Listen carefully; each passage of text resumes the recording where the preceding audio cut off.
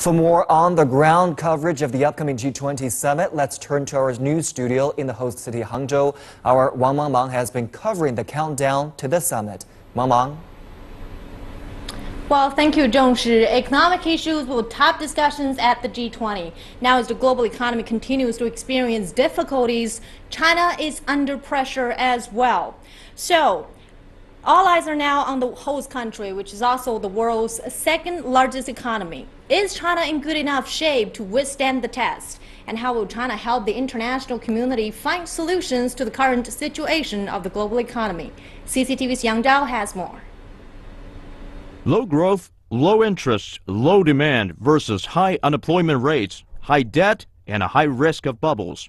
8 years since the breakout of the world financial crisis and recovery of the world economy remains far from fixed. The World Bank says the poor performance of global trade, the decline of bulk commodity prices, as well as intense geopolitical issues, all pose a threat to the world economy this year. After the United Kingdom voted to leave the European Union, the IMF even downgraded this year's global GDP growth rate to 3.1%. It's not just about growth next year, but it is about long-term growth. Okay? That means putting a lot of emphasis on structural reforms. The G20 plays a decisive role in the world economy as the combined GDP of the member economies accounts for 85% of global GDP. They're also responsible for 80% of global trade.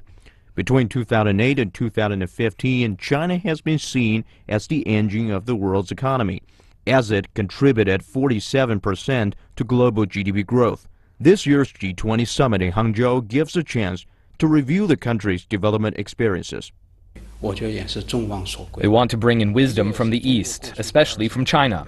China has 30 years of development experience, and that experience could help global economic governance.